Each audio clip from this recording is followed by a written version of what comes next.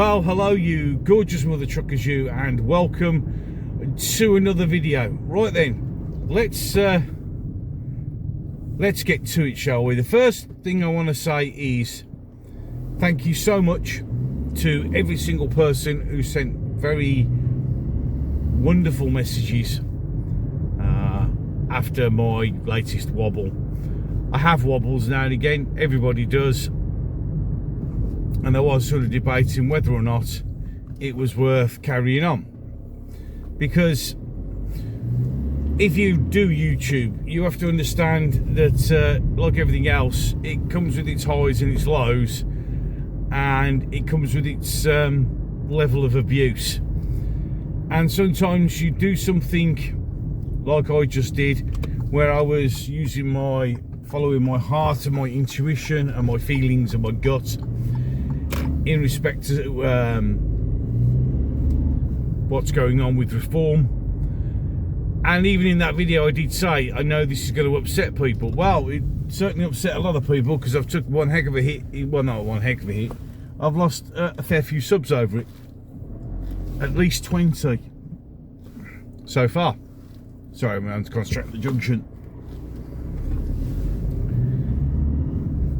And you sometimes wonder, and that's where the confidence hit comes, plus added in PTSD, etc. But you wonder why you bother,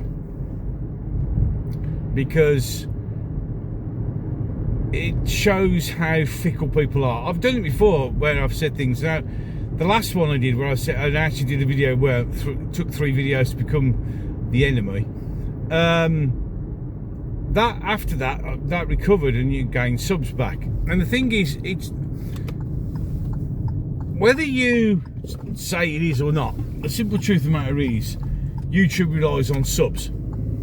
Yeah, and you always aim for subs. More because it's a way of a reflection that you're doing something right, that what you're saying people want to listen to, you know. And although I don't do it for subs, you do it for subs, if you get what I mean, you know. And it's very good much an indicator of whether things are going well or not. Now, even though I shouldn't have to say anything or explain, sometimes you have to say something and explain. And we ought to really sort of try and set the record straight. So let's try do that. Right. We do need reform as a party. We genuinely do. We do need some massive change in the political landscape, because what we've had for the last 100 years just isn't working. And it's because politics has come from wanting to serve the people to serving corporations and banks and rich people. That's what government's about now. It's nothing to do with anything other than that, I'm afraid to say. As terrible as it sounds to have to say that, it's the truth. And if we look, which I'll do a video on later, where currently the reason that we're heading to a recession is not just the fact that we've had a terrible budget, but is also down to the fact that the Bank of England are deliberately crashing the market when it could be stopped so easily. But that's for another video. So we do need reform. But in my opinion, I think we're in such terrible state that we're so desperate for something different that we're prepared to ignore what's being said by certain members of the leadership of reform, because we want change. Now, I don't class myself as a citizen's journalist or anything else. I'm just a guy giving his opinion. But journalism used to be holding everyone to account. That was the point. Whether you agreed with it or not, whether you thought they were being over the top or not, the simple truth of the matter is, back in the day, journalists held everyone to account. That's changed now, where the media will only hold those to account when it suits them. Now, we live in a world where we now have two absolutes. You're either left wing or you're right wing. There doesn't seem to be any centre, and I've mentioned this many, many times before. So apparently I'm right wing, even though I'm not. I would say centre right at best. Which means I take both sides of the argument, take a look and see which bits I agree with, but I hold both sides to account. Why I say what I say about reform is not because I want reform gone and go vote Labour, go start your own party and all the usual stupid tropes. Yes, we need something like reform, but we can't have it at any cost. And that's why I say what I say. Don't be so blinded by the fact that we all need change, and we'll all agree. I mean, we can't disagree. We need something like reform, but you can't turn the blind eye to something that you want to vote in, that you want, but then, and they go, that's what we're going to give you, but then every now and again they say, well, actually we're not going to do that, and actually we're not going to do that, and you can't stick your head in the sand and pretend, oh, but everything else will be fine. Somebody said, it's 4 years, it'll all change. My argument is, what if it doesn't? What if after all this and all this effort and all this hope, because you're being shown a great hope, and it is a great hope, but what happens if that's all just a lie? Now, somebody in one of the comments said, oh, I'm sick of you lot on the right turning against each other. Says the person who's just turned against me, because I went, don't you think that's a bit odd? Don't you think you shouldn't really be ignoring that statement? And the simple truth of the matter is, I'm not going to stop. I was, when I posted the message on X, and which no one really paid any attention to, surprise, surprise, but on my YouTube channel, community thing, when I said, that's it, I think I've had enough, I'm going to knock it on the head, I was going to knock it on the head.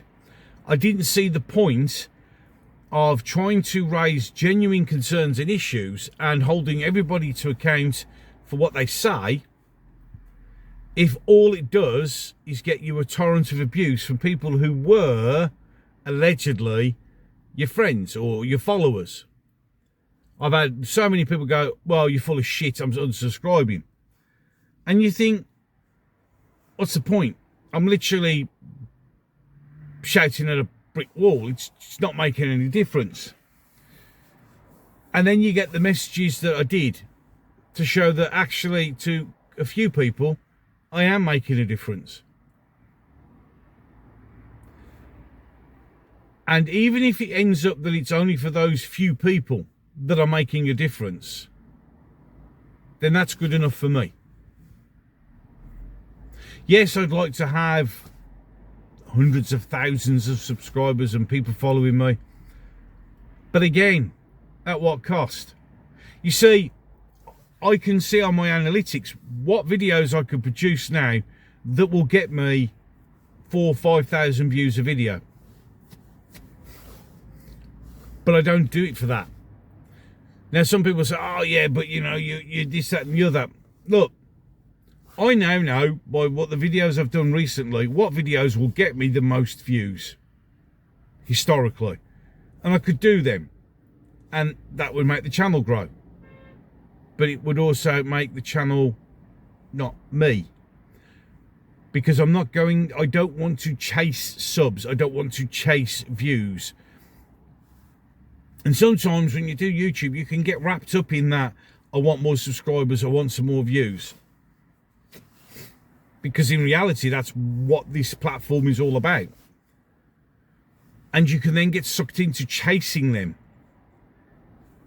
instead of doing what you originally set the channel out to do. I mean, originally I was doing Doctor Who videos, I mentioned this before, and I changed to politics. Changing to politics and what current world events has been the best thing I ever did for the channel.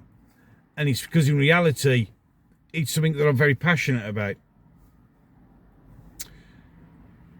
But I shouldn't and won't compromise my integrity and what I believe in to chase subs. And I could do it, and I know what to do. I know the videos and the style of video that would be extremely successful and have been. But that's not what the channel is all about. The channel is about me seeing things that are going on in the world right now and giving you my opinion about it. And over the last few days since the last one came out, and having a lot of thinking about it, and again, those wonderful messages from a few of you, and I am internally grateful. I didn't realise, sometimes people don't realise, but I didn't realise what an impact I have on people, and how some people, you know, really respect and look forward to what I have to say. So I've decided that to hell with it. If I lose 25 subs over one video, then so be it. If you think I'm full of shit and you're not going to subscribe, so be it. Because it makes me realise that to be somebody who stands by what they say can cost you. And it's sad to see subscribers go, but sometimes, you know, it's, somebody quite rightly said, as a tree grows, it loses its leaves and its branches, but still keeps growing. Well, if that's what it is, then that's what it is. And if it means that I don't ever gain any more subscribers than I've got right now, and I keep losing them, because so be it. Because this is all about how I feel and what I think. And for all of you who've stayed with me and all of you who've subscribed and the likes and the shares and everything else, I'm eternally grateful. If you've left the channel because I've stopped singing the song that you want me to sing, sorry you're gone, but I'm not, it's my channel, not yours. Any case, 2 videos popping up on the screen right now. One is the last one I uploaded, and the other one will be the one that got to YouTube using their mighty algorithm that decided that you need to watch. So why deny the out? Why deny? Now, if you're one of the 86, it's actually gone up to 88% people who aren't subscribed to my channel, why not? It doesn't cost you a penny. Just hit the subscribe button. There you go. Boom, done. You can. I mean, there is a bell. You can ding the bell, and you might get notifications for a bit until YouTube decide that you don't need them anymore, because it does that. That helps the channel, so does the likes and the shares and the comments. All are read, even the ones that have called me this, that and the other recently. It is what it is. Now, just a little bit of heads up, if you put on the channel you've unsubscribed, then you'll be removed from the channel, because you're not going to have it both ways. Any case, enough of that. I am done. So, until the next one.